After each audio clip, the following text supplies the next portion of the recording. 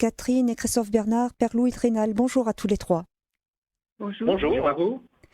Alors, nous allons parler avec vous de spiritualité conjugale, mais auparavant, est-ce que vous pouvez vous présenter chacun en quelques mots?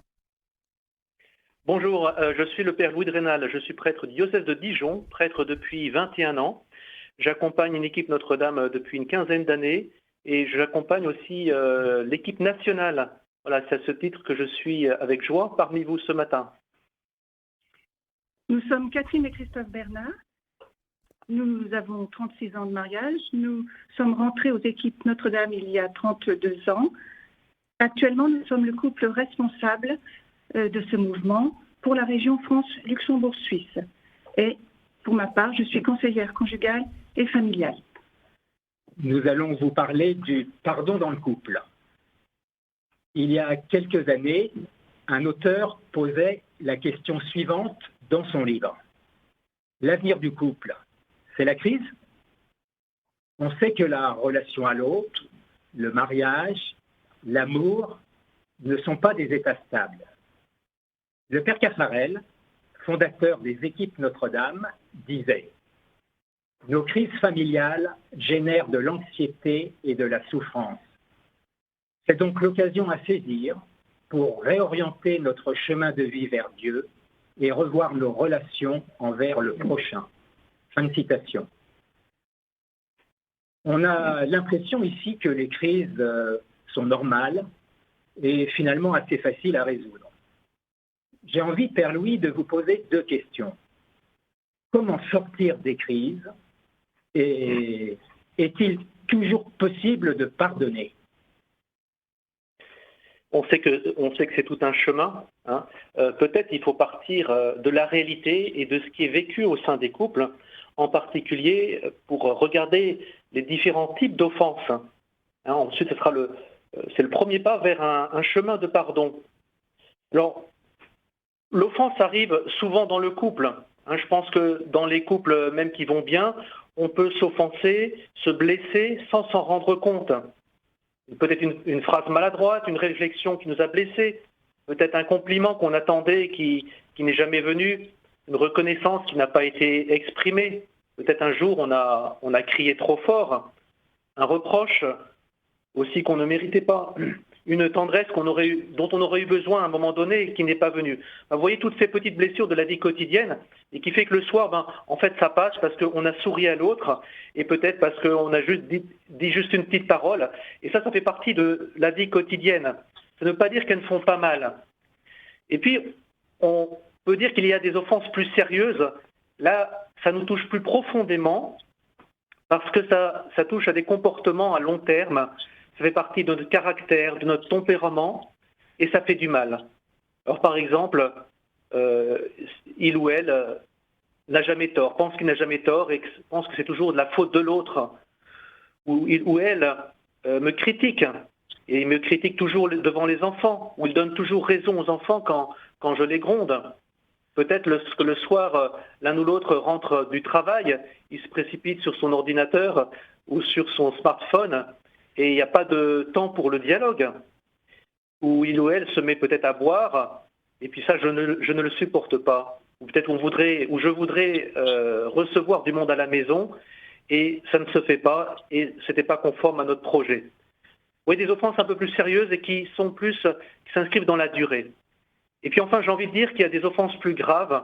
Parmi celles-ci, il y a la crise ou l'offense de l'infidélité, découverte par hasard ou avoué.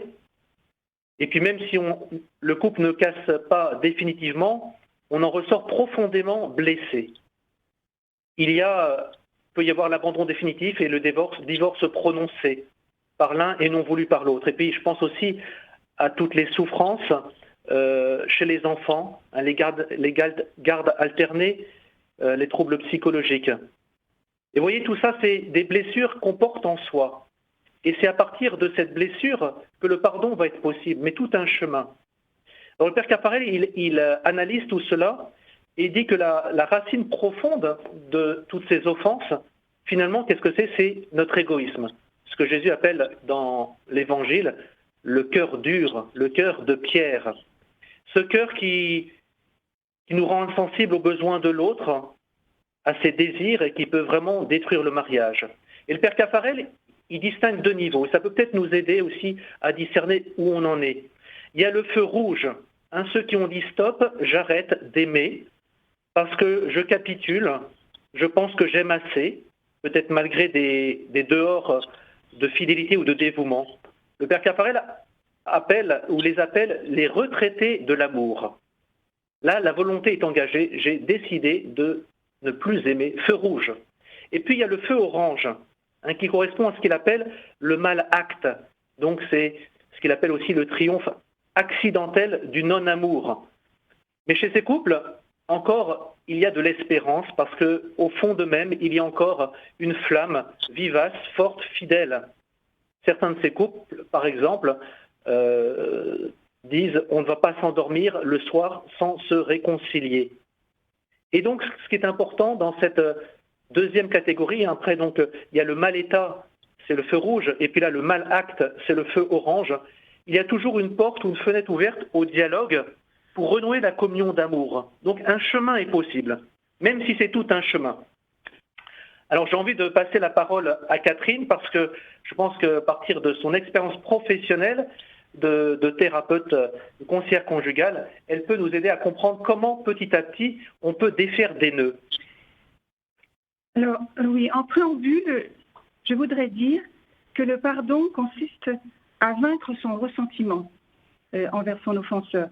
Non pas en niant son droit au ressentiment, mais au contraire en s'efforçant finalement de regarder celui qui nous a blessés avec bienveillance, compassion, voire même amour.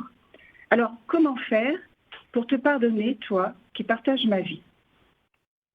Il est nécessaire de reconnaître que nous avons 4 besoins, et je vais vous les citer.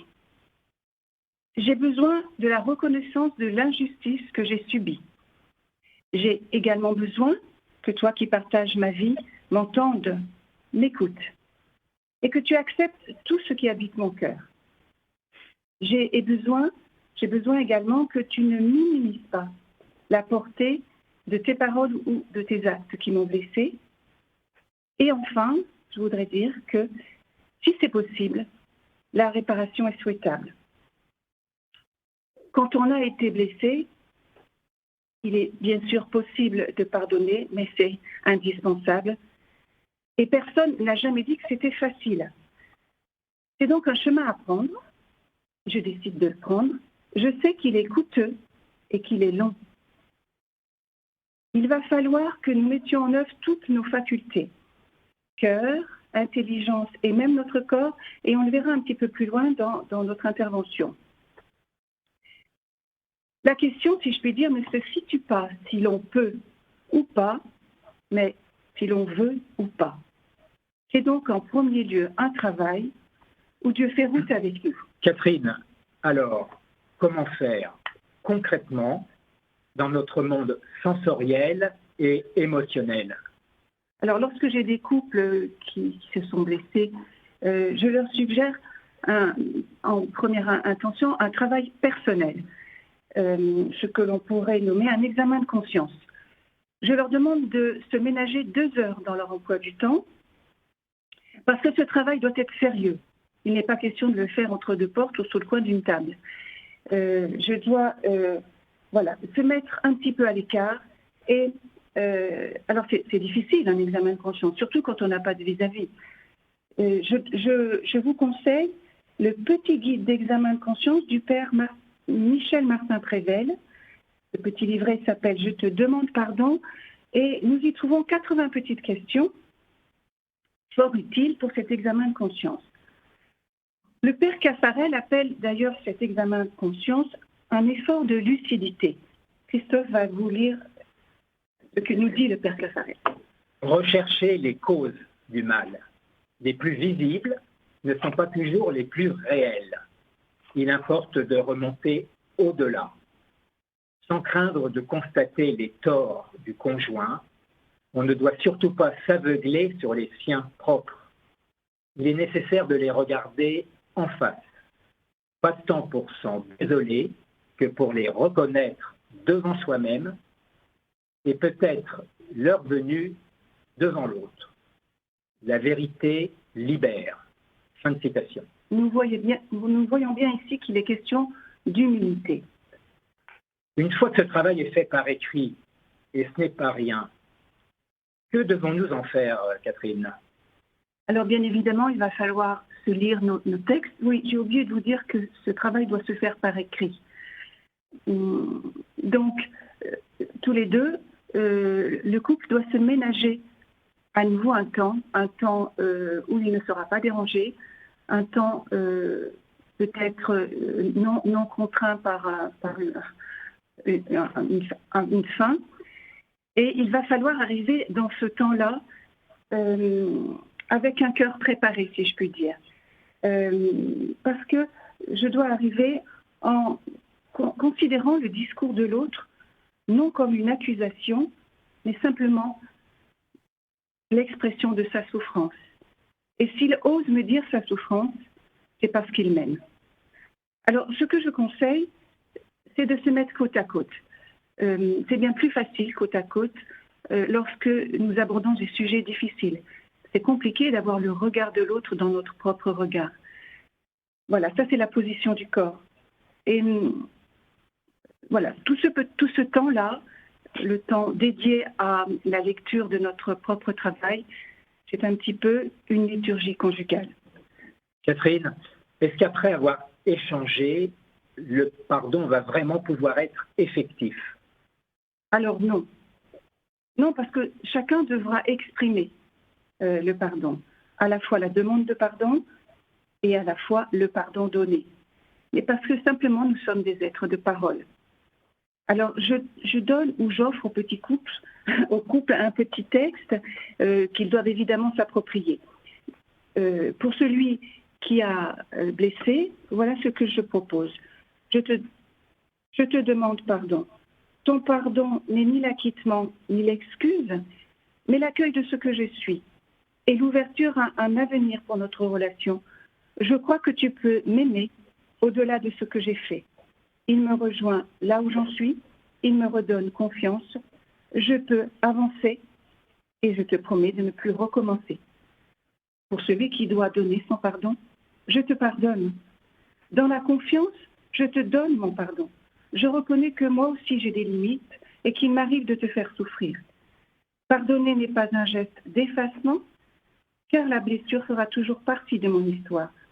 Mais c'est un geste de confiance en toi. Après avoir vu comment sortir de la crise, nous allons maintenant aborder la question comment, comme chrétiens, pouvons-nous vivre le pardon? Père Louis, pouvez-vous nous dire ce que Jésus nous révèle dans l'Évangile sur le pardon? Le pardon, je pense que c'est vraiment le cœur de la bonne nouvelle qui nous est apportée par Jésus, cette bonne nouvelle de réconciliation, d'unité et de pardon. Jésus vraiment nous montre le chemin, il est le modèle, mais il est aussi celui qui va nous donner la force de pardonner.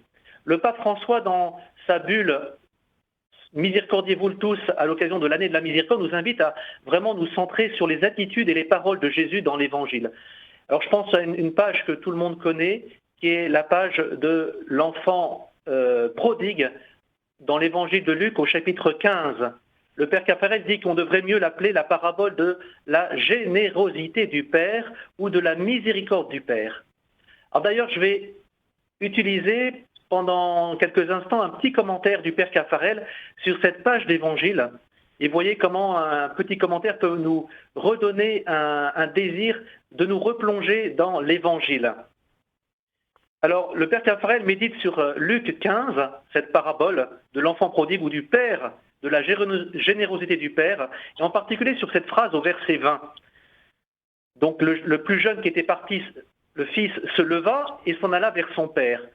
Comme il était encore loin, son père l'aperçut et fut saisi de compassion. Il courut se jeter à son cou et le couvrit de baisers. Alors, Père Caffarel dit il courut. Il s'étonne de ce verbe. On est un peu étonné et, dit-il, les auditeurs de Jésus n'ont pas pu ne pas être étonnés. On a envie de dire à ce père, mais t'as vu ton âge? Tu cours, tu risques l'infarctus, et puis c'est pas éducatif. Attends le retour de ton fils, c'est pas raisonnable. Mais, nous dit Caffarel, l'amour n'est pas raisonnable. Le Père court. Pourquoi? Pour nous faire comprendre la tendresse de Dieu, ce Dieu qui est touché dans son cœur. Il fut saisi de compassion. Le Père, il souffre, et donc il va courir dès qu'il voit son fils. Un jour, rapporte le Père Caffarel, une maman vient le trouver et lui rapporte la réflexion de son petit garçon de 4 ans et demi qui s'appelle Benoît.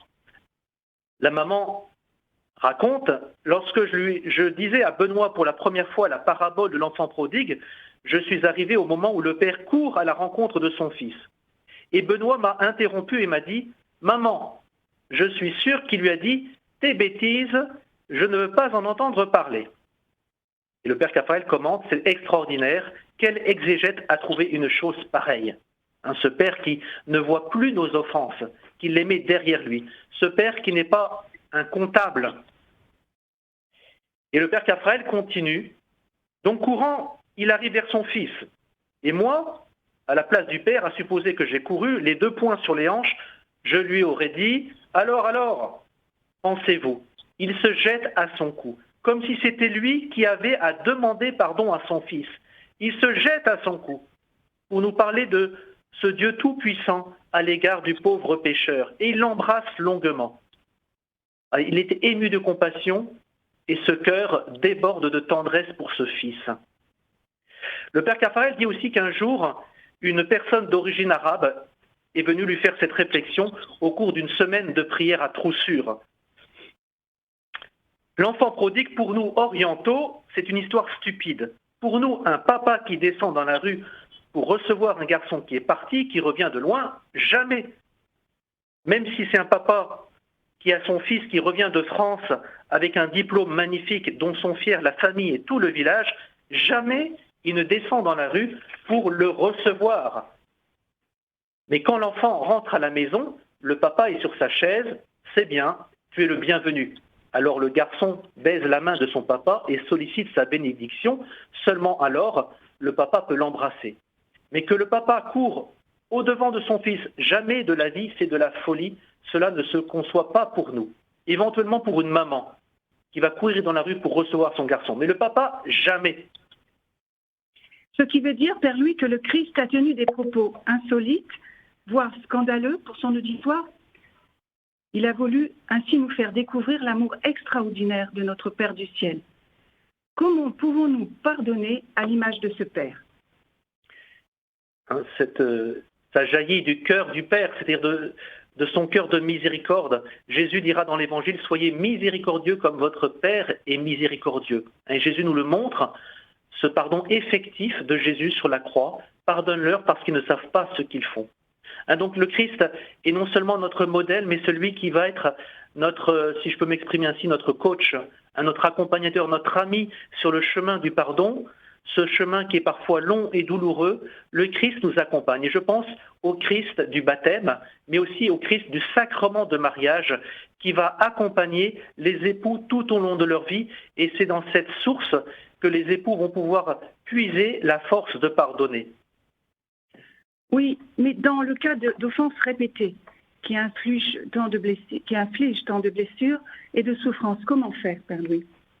Je pense qu'une fois, il faut se protéger. C'est vrai, quelquefois, il y a le devoir de justice et de protection, se protéger. On n'est pas une bonne poire ou un paillasson, je ne crois pas. Mais vous avez ce pardon, vous avez le mot pardon, par-dessus le don. C'est-à-dire, ce n'est pas dans nos forces humaines. Et donc, pardonner, c'est aussi supporter, nous dit saint Paul, vous rappelez sa première lettre aux Corinthiens, à propos de la voie la meilleure, celle de l'amour, qui supporte tout. Au chapitre 13 de la première épître de saint Paul aux Corinthiens. Et c'est vrai qu'on a été blessé au plus profond de soi-même, avec des offenses des fois très, très lourdes.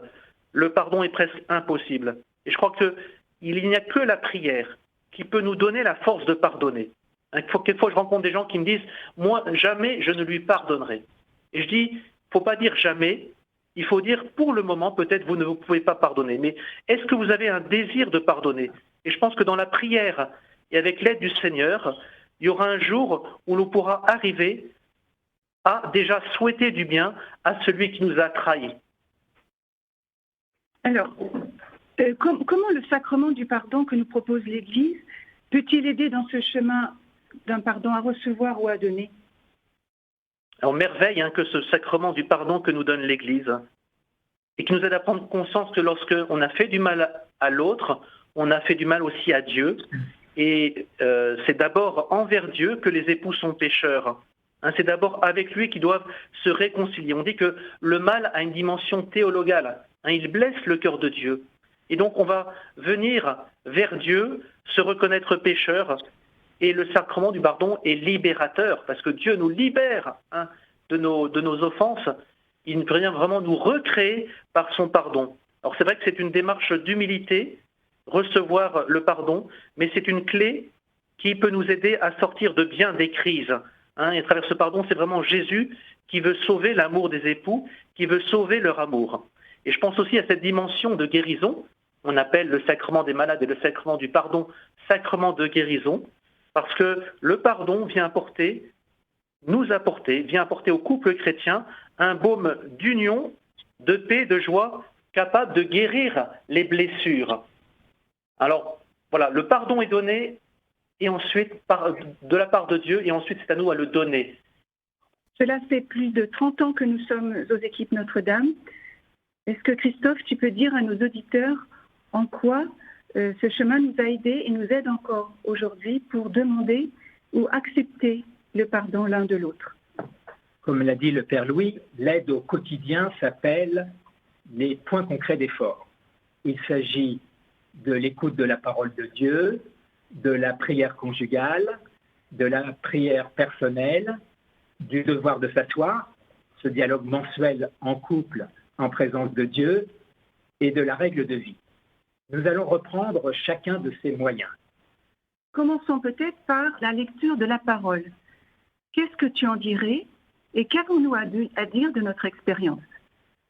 Lorsque je lis une page d'évangile, j'essaye de repérer les attitudes de Jésus en vue de les méditer d'abord, puis de les imiter. À l'inverse, les attitudes blessantes, offensantes, mal ajustées des interlocuteurs de Jésus me renvoient parfois à mes propres attitudes. Lire l'Évangile me met dans de bonnes dispositions pour accepter une demande de pardon ou pour l'initier. La lecture de la parole est le premier moyen de s'ouvrir à la démarche de pardon. Nous pouvons poursuivre par le second moyen qui nous est offert, qui est la prière personnelle. Petit à petit, il est vrai que cette prière s'est mise en place dans notre vie et nous pouvons témoigner que c'est un combat pour être chaque jour au rendez-vous que le Seigneur nous donne. Toutefois, peux-tu dire, Christophe, comment elle façonne notre cœur jour après jour? L'oraison, c'est ce cœur à cœur avec Dieu. Je suis à son écoute pour discerner ses appels, pour discerner les attitudes qui ont pu offenser mon conjoint. J'essaye de confier au Seigneur les résolutions que j'ai prises. Je demande l'aide au Seigneur pour accepter une demande de pardon. Je vois aussi, Catherine, combien le Seigneur te transforme, me transforme jour après jour. Et l'oraison y est sûrement pour quelque chose. C'est le deuxième moyen favorisant la réconciliation. Il y a également un moment de la journée qui pour nous est très important. C'est lorsque nous nous retrouvons tous les deux pour un temps de prière. Ce temps-là, nous l'appelons la prière conjugale. C'est le troisième moyen. Nous avons fait l'expérience au cours de ce temps-là d'une demande de pardon. Oui, dans mon ministère, je peux juste ajouter, j'ai été témoin souvent de résurrection, des couples qui ne priaient pas.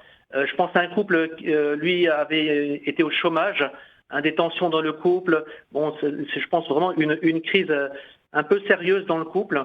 Et le couple est allé faire un pèlerinage à Paray-le-Monial.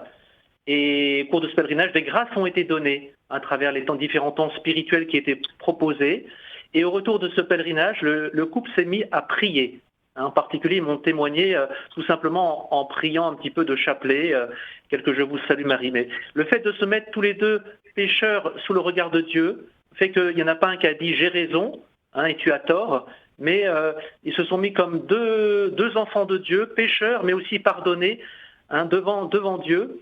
Et ce pèlerinage à Paray-le-Monial, ces grâces qui ont été données, cette prière qui a pu être entamée en couple, a été vraiment le début d'un chemin de résurrection pour le couple. Voilà. Nous pensons avec Christophe que cette demande de pardon, bien sûr, elle est effective, mais elle demande quand même à être reprise dans un temps un petit peu plus long, une discussion pour faire le point d'une manière régulière sur notre vie et nos projets. C'est le 4e moyen. Depuis que nous sommes aux équipes Notre-Dame, nous avons pris l'habitude de réviser la feuille de route de notre couple au cours d'un devoir de s'asseoir. C'est ce dialogue mensuel entre conjoints en présence de Dieu que nous démarrons par une prière pour écouter et regarder l'autre avec le regard d'amour de Dieu, pour nous parler en vérité sur les joies, les points positifs du mois, mais aussi les difficultés, les blessures. C'est vraiment un temps propice pour oser dire nos besoins, oser exprimer notre demande de pardon et donner un pardon. En fait, ce devoir de s'asseoir mensuel nous permet d'envisager des pistes de progrès pour mieux s'aimer l'un l'autre. Il nous amène finalement à prendre de petites résolutions que nous appelons règles de vie. Et là, nous allons parler du 5e moyen. C'est la pédagogie des tout petits pas avec une règle de vie petite, précise, possible, concrète, qui nous permet de corriger nos attitudes. Par exemple, après une demande de pardon que je t'aurais faite pour le rythme effréné que je te fais vivre, je peux prendre la résolution, Catherine, de respecter ton rythme, de ralentir pour te laisser le temps de respirer. C'est un effort de tous les instants. C'est la règle de vie, 5e et dernier moyen, utile pour une démarche de pardon et de réconciliation durable. Voilà, alors moi je trouve que c'est très beau toute cette pédagogie à mettre en œuvre dans la vie de tous les jours des équipes Notre-Dame. Je pense que ça nous invite vraiment à, lorsqu'une crise arrive, hein, à prendre les moyens pour essayer de sortir de cette crise. En vous écoutant, Catherine et Christophe, je prends conscience que, en fait, ça permet aussi peut-être d'anticiper et de prévenir les crises.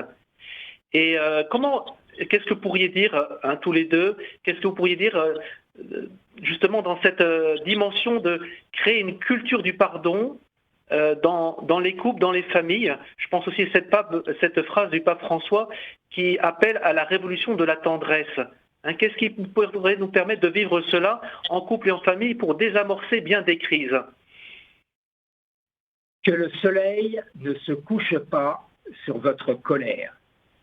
En tant que couple, nous sommes invités à mettre en application cette maxime biblique. Nous sommes invités à vivre de la miséricorde, parce qu'il nous a d'abord été fait miséricorde. Je suis à vrai dire triste de voir combien l'expérience du pardon est devenue aujourd'hui chose rare. Même le mot tend à disparaître. Je suis vraiment nous sommes convaincus que sans le témoignage du pardon, la vie est inféconde, voire stérile, et que nous sommes en plein désert. En tant que chrétien, couple chrétien, c'est vraiment un impératif de vivre le pardon. Bon, je sais, je le constate, je le vis, c'est difficile de pardonner. Pourtant, c'est vraiment un impératif de se défaire quotidiennement de la rancœur, de la colère, de la violence et de la vengeance. C'est une condition nécessaire pour vivre heureux. Catherine, quels conseils peux-tu donner au couple? Alors, humblement, je voudrais vous donner 6 petites clés. La première, il faut commencer par se pardonner soi-même. Vous l'avez peut-être expérimenté, mais nous usons beaucoup de notre énergie psychique et physique à ruiner nous ruminons regrets, remords, de ne pas avoir été à la hauteur ou d'avoir manqué à notre parole ou même d'avoir commis une erreur lourde de conséquences. C'est un chemin un petit peu compliqué, mais indispensable à prendre. La deuxième petite clé, surtout ne pas confondre pardon et oubli. Parce que le pardon est d'abord un chemin de vérité, donc de mise à jour. Troisième petite clé, le pardon aide l'autre à reprendre confiance et il faut vraiment avoir à l'esprit qu'il n'est pas réduit, l'autre qui m'a blessé n'est pas réduit à ce qu'il vient de faire ou de dire, il est capable d'agir autrement. Le pardon est un chemin qui nous permet de ne pas juger la personne, mais de condamner ses actes. Le père Caffarel va nous donner un petit conseil, c'est d'exorciser l'illusion d'un bonheur parfait. Changer de regard, abandonner le regard critique pour adopter le regard d'amour. Qui vous dit qu'en cet être en apparence indifférent, dur ou buté, il n'y a pas un cœur d'enfant qui pleure ou qui saigne et qui appelle au secours. Fin de citation. Pardonner, c'est donc aussi comprendre les faiblesses de l'autre. Et l'autre pourrait me dire ensuite, je peux me relever dans ton regard qui me pardonne. Quatrième petite clé, prendre du temps, car le pardon ne se produit pas dans l'instant. Le Père Louis en a parlé tout à l'heure. C'est un processus. Je décide de prendre le chemin qui va me mener vers le pardon. Cinquième petite clé, il n'est jamais trop tard, vraiment. Nous pouvons pardonner à temps et à contre-temps.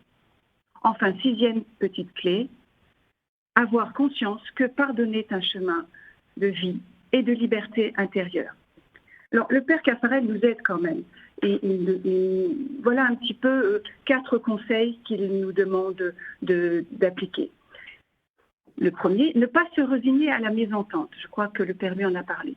L'amour de Dieu tire parti des limites et du mal de l'amour humain pour ramener à soi les époux et en même temps guérir l'amour. Il nous dit également, le Père Caffarel, de faire un effort de lucidité, c'est l'examen de conscience. Enfin, exorciser l'illusion d'un bonheur parfait, nous venons d'en parler, et travailler au bonheur de son conjoint, qu'est-ce à dire? Eh bien, c'est discerner ce qu'il est et ce qu'il fait et ce qui mérite notre admiration. Et bien sûr, il va falloir la lui traduire. Nous voyons bien que le Père Caffarel, dans ses conseils, emploie 4 verbes d'action. Je décide de ne pas me résigner, je décide de faire un effort de lucidité, d'exorciser l'illusion d'un bonheur parfait, de travailler au bonheur du conjoint. Pardonner, c'est donc se mettre à la tâche. Bon, c'est tout un programme. Hein. Voilà, on voit qu'on est au début d'un chemin, c'est à mettre en œuvre. Peut-être que comme l'émission va terminer, on pourrait dire chacun peut-être un petit mot de conclusion. Moi, si j'avais quelque chose à dire, je pense à si on ne pardonne pas, on ne peut pas être dans la joie. Hein, parce que le pardon, c'est la joie, entrer dans la joie du pardon. On ne peut pas être heureux si on ne pardonne pas parce qu'on enferme l'autre dans ses actes et quelque part, c'est aussi ça nous fait du mal à nous. Et je pense que le pardon est une école de l'amour, ça change le cœur, ça nous rend à nouveau capables d'aimer. J'ai envie de dire, le pardon est une recréation.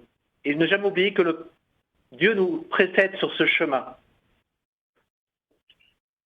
Alors, moi, j'aimerais simplement vous conseiller de regarder le film Fireproof, c'est un film américain, soit. Il a été écrit et réalisé en partie par des pasteurs. Il est exceptionnel. Bien sûr, c'est fait par des Américains. Il y a un scénario, il y a une histoire, mais c'est assez... voilà, c'est exceptionnel. Quand nous avons fini de le visionner avec Christophe, ça a été vraiment... On est resté sans voix. Moi, je voudrais inviter aux auditeurs à lire la bulle du pape de l'année de la miséricorde, Misericordiae Vultus, et en particulier, je vous invite à ce que nos familles deviennent des oasis de tendresse et de miséricorde. Eh bien, merci beaucoup Catherine et Christophe Bernard et Père Louis de Rénal pour ce temps que vous nous avez accordé aujourd'hui pour parler du Merci à pardon. vous. Et puis peut-être Merci à à vous. bientôt pour une Merci aux nouvelle auditeurs. émission. Au revoir.